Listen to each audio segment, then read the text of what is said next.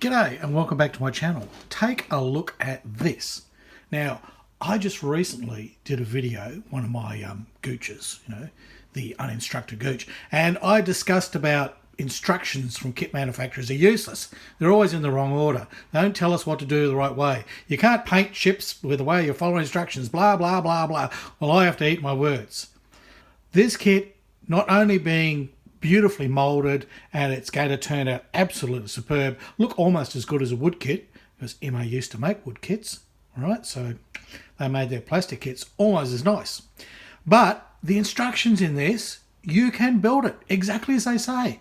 It's amazing. You want to find out why and how? Well, keep watching. Roll the music.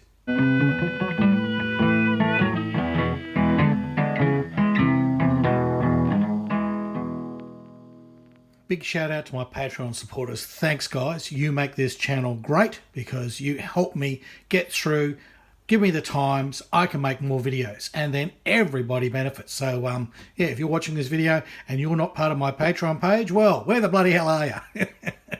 All right, enough of that. Now this kit, it's just terrific. I couldn't believe how good it was. It's hard to find an IMAI kit as it is, a genuine one. You get them reboxed by Aoshima, you get them reboxed by Lee. And, I think Aoshima's out of Japan, Lee is out of China, I believe. And they're not bad, but they've flavoured it a little bit. There's a bit of noodles and things like that going on. That's all I can say. But basically, a genuine IMAI kit is a rare find. So when this turned up at a very reasonable price, I snapped it up. I couldn't believe my luck getting this kit. Let's have a look inside. Now it's quite a big box, quite a big box. Now here's something. IMAI packs the hull with the bow in this protective area here. I wish more manufacturers of plastic sailing ships would do that, because quite often the bow part I've found on a number of kits is snapped or warped or, broken off, lost, and, basically you'll never see it again. But no, they give you this lovely little protective box so that very delicate bit, which in this case also houses the little bowsprit figure there, right? So yes, which is rather strange. Often you get that part and it is separate, but for some reason they've moulded it on there, so no wonder they had to do that. Now look, this is big, very big. I only have little hands. That is at least ½ metre or more long, and by the time you do have the bowsprit on it and you have the tail flags and lanterns and everything, this thing's about, I think it's 730 millimeters long. It is going to be a big model for plastic, but it is beautiful. Now some people don't like it. There's wood grain molded all along the sides. I have seen it done, on some of those Revell kits. It's a little bit out of scale, kind of giant she oaks, whatever, I don't know. But I don't think it's too bad on this. By the time you get a lick of paint on it, it'll just add a nice texture. I see no problem. The copper plating, the moulding of that is just superb. Everything's pretty well moulded in. You don't get much coach work at the back here. There is some. It's a French ship. It's a little bit different. And as I say, the prow here with the stem, that's all moulded in here with the hull. So yeah, that protective measure is a great idea. The cannons for the lower decks, well, they're all going to be in these little receptacles here. You won't be building a lower deck in it. Some people go, oh, here is the, oh. Quite frankly, I don't care, because there's a lot of work if you're going to make every single cannon, as you do in some of the helikits, and then you stick them in the little bloody cannon port and you can't see a friggin' thing. It's pointless. So I don't mind if they're a decent recess, which these are. They go far enough back that by the time you get your little cannon barrel in there and you've put your cannon flaps, gun ports, right, little gun port doors on, it'll look fine. It'll look terrific. It'll, for all intents and purposes, it will look exactly as it should. Now notice there's a little hole here, down here at the keel with the rudder. That's because this was the very first steam-powered battleship of the line, right? So we often think of battleships as just being the metal ones, but really the huge man of wars and the big ships in the wooden navies were ships of the line. They were battleships of the line. That's where we get the word battleship from. battleship of the line. Okay, so the hull is huge. Now I don't know if IMAI put this bubble wrap in here or the very nice fella down in Melbourne, Mr. William Wong, who has a great stall there. I'll try and put a link somewhere for it. He has some great stuff. I've picked up all kinds of things of him. Back in his corner of his dusty shelves, you never know what you'll find. Now, we'll get to this in a sec. The all-important manual. I mean, I'll just give you a quick look. It is beautiful. Now, it is all in English, so I am spoiled because that is my language. That's how I speak. But everything is detailed. I'll go through and I'll talk to you about it. But on the side here, it'll tell you what the part is. And I love that when they name the part. It'll tell you what colour it should be. It'll give you some warnings and some tips on how to put it in. It'll tell you what to paint first. All the things that I complained about in my other video. Here, IMAI has worked it all out for you. It'll tell you when to rig a line and put something in, add a little cleat. It's all there. And everything's in the logical order that I would build a ship. So it's terrific. And then you get on to things like the rigging. Well, they start telling you what to rig. And the rigging is in the order that I prefer. The standing rigging goes in, and then basically we do the, basically all the forward stays, and then we put in the back stays. And then it starts talking about running rigging. Running rigging has been simplified considerably for the kit. I give you a complete sprue map, which is really good. Everything is there. Everything fits and works. I'll tell you, it should go together like a dream. All right, let's have a look at the parts in detail. Now, every sprue is bagged. It's wonderful. Yep, they are stapled, which is a little bugbear of mine, but look, quite frankly, I need to get over that. I really do. It's just because Tamiya's kits are stapled. Now, look at this. Fabric, not paper, but fabric flags, and they're printed on both sides. So you can basically cut that out and give it a nice, usually I'd put white glue in that, and then I can bend it to any sort of curvy shape that I want. That is terrific. They're really good. So there you go. Very nice. Now, the reason probably they didn't worry about having, a second deck or a lower deck is there's really not much. There's only these companionway openings, and that's it. There's no big huge opening as you get, like if you do the Victory, it's got a great big opening, and and you can see below in some of those other ships. Remember, it's a second or third rate or something.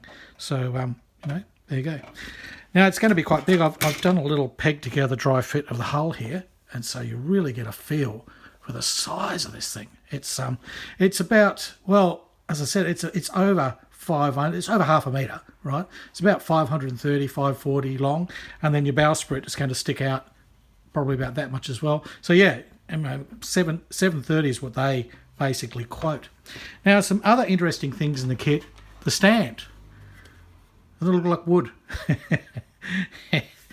I'm going to use a proper wood base myself, but they give you this, and they even basically indicate where to drill holes, which will be a handy little thing later on as a template when I want to drill holes in my real wooden base.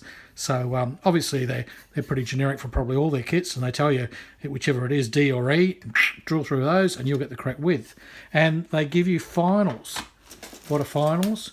Finals, they're probably can't see them. They're the things that basically will support your ship. So while you're working on it, that'll support them nicely. I have some keel clamps that I can use while I'm working on it, but they comes complete with finals that then fix to that base. So that is a nice touch. Now here's something else. Look at this. There you go, trampoline. It's a netting, right? And that's exactly what it's used for. It's the netting at the bow, basically where, like on a British ship, you'd have lots and lots of head rails and all the rest of it, and that's basically how they set up the heads. On this French ship, it's a much more pointy sort of thing. You might notice if you've been watching my bounty videos, see how pointy that is. Much better, much more sleek, and sexy in French. Well, it's a faster ship. It's more a frigate. Now, yeah, so you get the netting there, which is the whole triangular thing, which will basically sit off one of the front booms on the bowsprit, and that'll give an area for the workmen to sit, or seamen to sit, and then they can hang off there and do their business, because you know what the heads is for. Yes, la toilette. Yes. Okay, so there's some nice fun little features in this kit, and one of the things that is prized by any ship model maker, wood or plastic, is the IMAI cordage. This stuff is the best. Absolutely the best. You hardly need to wax it. It's terrific. You can use this stuff straight off the reel, and basically that's it. You won't get much fluffiness, any at all. It looks fantastic. It's really good, and they're usually provided in the correct scale sizes. So that is good. But they've given me a black and a dark brown. So I don't know. I would have preferred a tan, which I think I've got somewhere. I've got some IMAI tan, but if not, I've got my own cordage. That's not a problem. But that stuff is some of the best cordage that you can get. Also included in there is a whole lot of little pins, like eye hooks, which are going to go into the deck, and assist with the rigging. So I'll check on those. They should be correct. I think they pretty well thought it through. And also you got a chain, and they won't be for the anchor. No, because the anchor, of course, runs off a big, thick rope on these kind of ships. So this chain is for the rudder. It goes at the stern. So basically from your wheel housing, there's a whole lot of levers and mechanism that then goes to pull the rudder, and the rudder is pulled by a chain. There you are. Okay. There are two of these sprues in the bag, the other one's down there, and this is the support, the finals, basically. The only reason they call it that is they're basically supposed to look like the piece at the bottom of a lamp, before you put the bulb or you have a candle or whatever. It's a thing called a final, yeah, or a pedestal. A pedestal, probably another word for it, a better word. But anyhow, they'll glue together and they'll form a very nice support for the kit. I don't think I'd need to race out and basically buy anything else. I could probably just put a bit of brass spray on that and they'll look fantastic. The parts are beautifully moulded, and one I can show you here is one of the fighting platforms, and the detail in there of planks and it's just exquisite. It's so lovely. We go to the back. There are some tiny little sinkholes, well, not sinkholes so much as injection points, but they are so tiny they'll fill up with a little bit of putty, and you'll basically just breathe a cat's whisker on them and they'll be smooth. Anyhow, they're on the side you can't see, that you'll never see. If anybody could actually look up and inside that part of the mast, well, good luck to them. So you could pretty well just forget about them, really. Ship's boats are very nicely done. They're all planked. They're not just boring little scallops. They're all planked out nicely, and no doubt there'll be interiors for them. I have these. They're over here, so you do get all the pieces to build up your ship boats, so they'll look really nice. Here's a part that didn't look this nice on my Bounty, did it? No. There's the belay points and the pin rails to hold the rigging in place.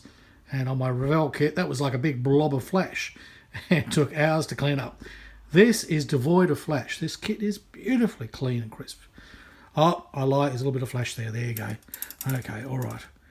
They have got flash. Just a tiniest little bit there. All right, well, we can live with that. At least it's not on some fine part like the ship's wheel here, right? That's where it gets annoying. If it's just a straight edge cut, flash can be dealt with. These are all your yards, and they are stiff. What I like about this kit, the plastic is very stiff. The Bounty and most of the Revell and the Airfix and a lot of the new, even the Hella kits, the plastic is quite wobbly, and you really have to be very careful when you're rigging. You don't want to put too much tension on anything because they'll all bend out of shape. These are nice and stiff. They really are quite good. So I have high hopes that this should be fine. We shouldn't have to replace them with wood. Now that would probably be, well, it will be. That's one of your widest yards there. And that is a good size. I mean, I'll just quickly measure that. 22.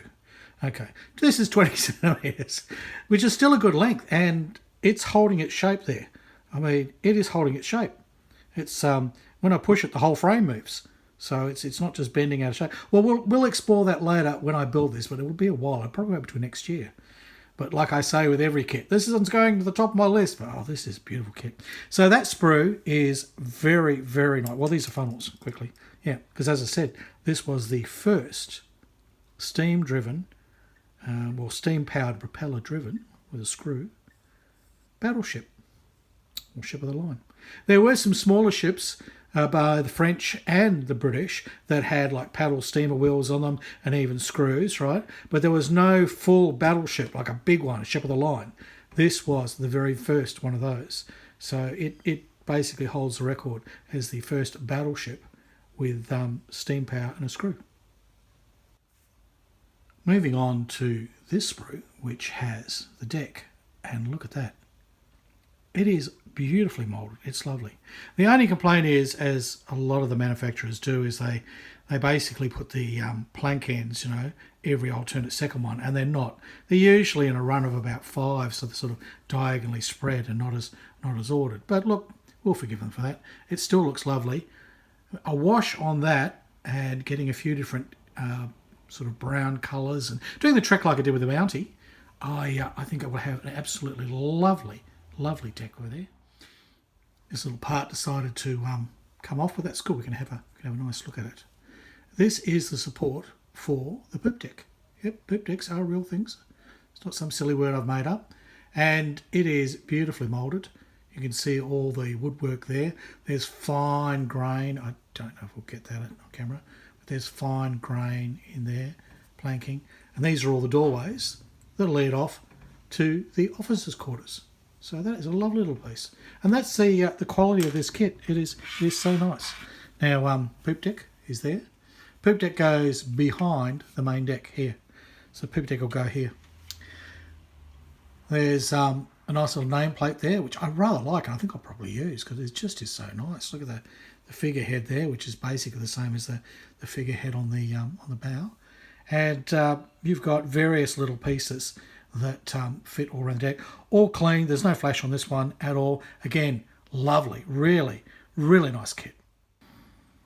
Now you get 4 of this sprue, and it of course is going to be all the cannons. So they're nice and short. They're the ones that basically you just get the ends sticking out the hull, so you don't have to do a lot of work on those. But they've got enough of the gun carriage there that's basically moulded on, so it'll look realistic. You do get full gun carriages, which are here. A lot of them have fallen off, they're in the bag.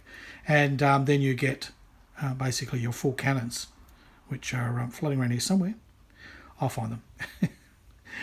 Again, another ship's boat, and again, all the planking, all the clinker planking on that is detailed very beautifully. Another anchor. So we seem to have quite a few anchors on this. We've got some belay points, very nice, and of course we have all of the cannon port doors.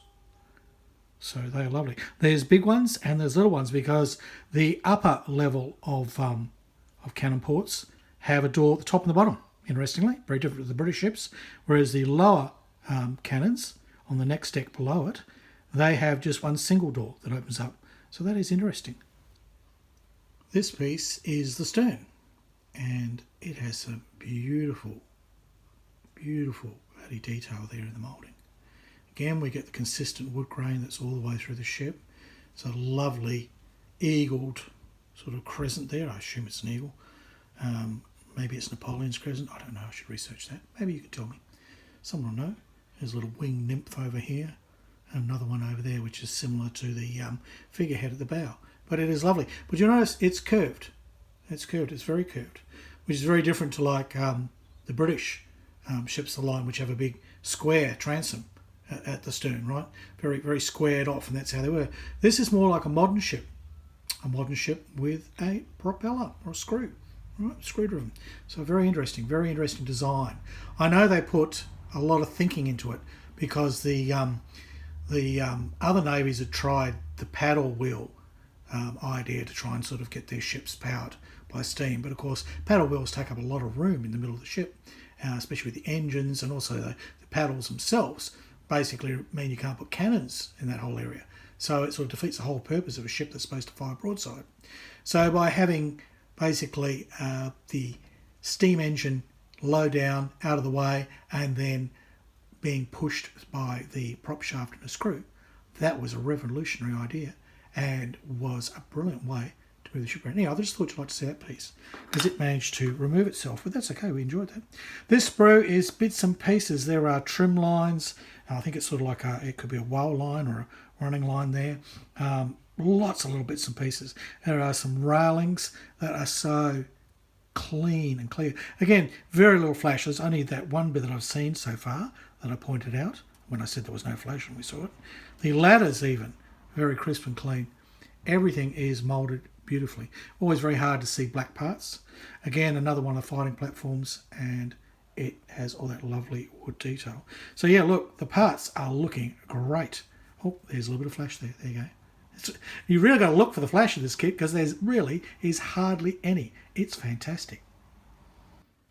Now, one of the last sprues has masts, and they are all moulded in one piece. So it's not one of those where you put the kit together and you join the piece of the mast. No, they've just moulded them all in one, which is, well, that's what it is. So that's quite long. That's about 40 centimetres there. Quite long. That'll be the main mast and the foremast. And there'll be another one in here. Well, actually, hang on. We've got an even bigger one here. This is the main mast. There we go. Yes. So whether I'll decide to keep the moulded on lines there or not, I don't know. We'll see. We'll see. In the construction, things kind of click into things. It's got slots and tabs. It's built to go that way, and at this scale, maybe that works. But that's a thicker mast than what I had on my Bounty at 1/100 scale. So this is a very big ship. So that's boom. That's basically for the spanker. There's that screw. Look at that screw pop. It's huge. Huge, very old-fashioned looking. And yes, so that's pretty well the last sprue that I will use parts from, because the final sprue is all your rat lines and shrouds, and I will rig those. I will basically do that. But if you want to have a look, they are very nice. They are very nicely moulded.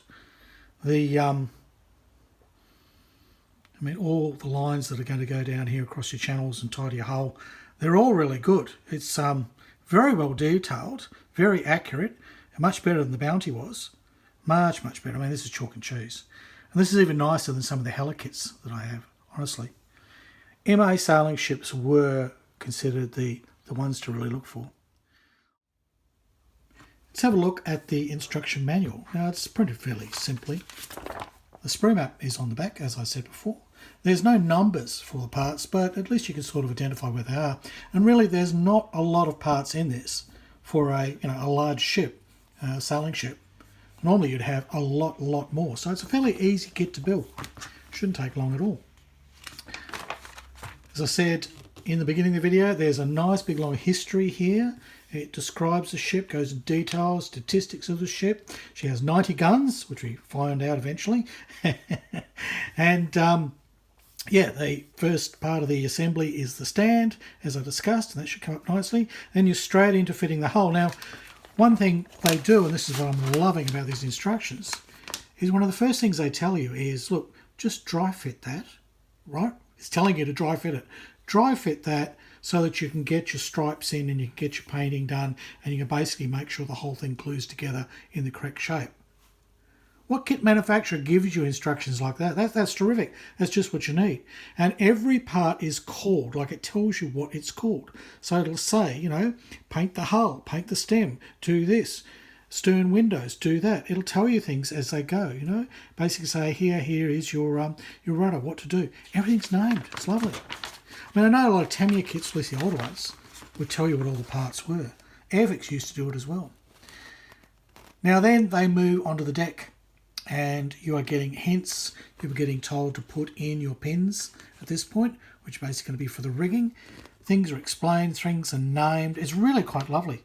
And interestingly, if you didn't sort of paint this, if you really didn't want to paint it, the deck is wood colour and the ship would be dark colour. All the fittings, as you get further into it, all the fittings are dark colour. But that also makes it easier to paint because you've got a nice base colour there to work from. Now, one interesting thing that they add on here that you don't see on most sailing ship kits, of course, are funnels. Yep, of course, it's steam driven, but it also has a bridge. Yeah, it's the gestation of the bridge we see in all ships later on, all our battleships and everything like that. And that goes here, just behind the fore funnel. So I hope they didn't mind getting a bit of soot on them. So I really like this kit. I really like the way things are laid out. I really like the care and attention they've put in to basically help you through. I mean, here, for this section here, they're telling you this here is a cross tree. This is the mast. All right. This is a top board, or I'll call it a flying platform. They're giving things names. That's the channel. There you go. And interestingly, their rat lines, shrouds, are designed to bend around the channel and then fit into the hull. It's quite clever. Quite clever. So yeah, I can't say enough about this kit. With the guns, there's 16 on the deck, which you'll have to completely detail because they'll have the carriages and the wheels, everything. So that's not too many to do. 16 on the deck. And then you've got 64, I think it is. 64 guns for the broadside, but there's also 4 guns per side, 2 at the front and 2 at the back, bow and stern, right? They're slightly different. They're slightly different size, different caliber. So you've got 3 different types of guns on this ship, of cannons. And they explain all that here. They tell you. And here's the arrangement with the gun ports, right? Very interesting. So say you've got a double flap arrangement with the first level of barrels. But when you go down to your next set of guns, right, all these barrels, they only have a single flap. And they explain here what to do to paint it. There's a little hint here. The guns are black with a little silver added. So dry brush a bit of silver on. The covers outside are white, inside and sides are red. Lovely, isn't it? You sort of can't go wrong. You really would have to be not reading to figure this out. So it's all there. And they go into rigging the lifeboats, and then, as I said before, rigging the mast. They assemble the mast, and they basically show you to put the lifts on. That's great. And then the entire bowsprit area and all the lines that run there up to the cat's eyes. Yeah. Cat's heads, yeah. And yeah, basically your four stays. Then we're basically giving you some indication of some of the these are sort of control stays really. That drop down, they're interesting. A bit French, a bit different. I'll have to pay attention to that. And back stays, yep. And then these are basically just your braces. There's no mention of doing any of the halyards, so there's no mention of doing the clue lines and the basically sheet lines because you haven't got any sails on it. So if you were to put sails on this kit, I believe there is a version you can get with sails. If you wanted to do that, then you would have to add the clues and the sheets to basically tie it down. The sheets pull the sail down, the clues pull the sail up. As I've explained in my bounty videos. And there's everything you need to know about the anchors and more about those. That's it. It's as simple as that. It's not a complicated kit by any means. As far as ships go, I mean, if you've never built a ship, it might be a bit challenging. But as ships goes, this is a fairly easy kit. But I feel it's open to so much detail with the painting and the rigging, and it's just beautifully moulded, and it should be a joy to put together.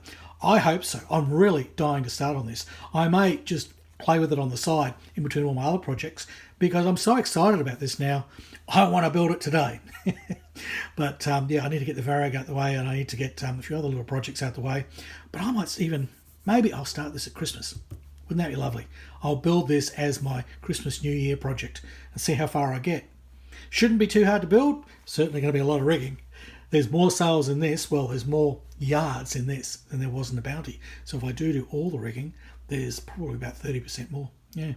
Who cares? I love it. I love doing all that stuff. All right. Well, that was it was going to be a quick review, but I seem to have waffled on for quite a bit. I am gushing. I really, this kit is much better than I expected, and it should be a joy to build. There you go. All right. Well, that's it for now. Like, comment, subscribe. Just be nice about it if you make comments, okay? And I'll see you in the next video. So it's goodbye from Australia, and it's hooroo from Harry Houdini.